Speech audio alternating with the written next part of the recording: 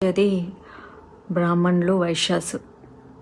Actually Saibaba cinema చేసే వరకు మన సౌత్ పీపుల్కి సాయిబాబా మీద పెద్ద నాలెడ్జ్ కూడా లేదు. ఆ మరాఠోళ్ళు ఏదో పూజించుకునేటోళ్ళు. యాక్చువల్లీ ఇప్పటికీ కూడా మీరు షిరిడి వెళ్ళి చూస్తే అక్కడ వాళ్ళ బుక్స్లో రిజిస్టర్డ్గా చాలా నీట్గా రాసి ఉంటారు. ఈజ్ ఎ ఆఫ్ఘన్ ముస్లిం అని చెప్పేసి అల్లా మాలిక్ అంటూ ఉంటారు. మన వాళ్ళు వెళ్ళిపోయి భజనలు చేసుకుంటూ ఉంటారు సిగ్గు శరం లేకుండా.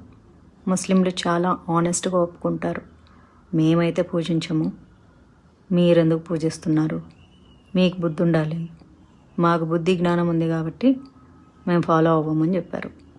అదేంటో వింత విచిత్రంగా సాయిబాబా అందరికి కనిపిస్తాడు, సాయిబాబా కల్లోకి వస్తాడు. కృష్ణుడు రాడు, రాముడు రాడు, వెంకటేశ్వర స్వామి రాడు, శివుడు రాడు, అమ్మవారు రారు, ఎవ్వరు రారు, కనిపించరు.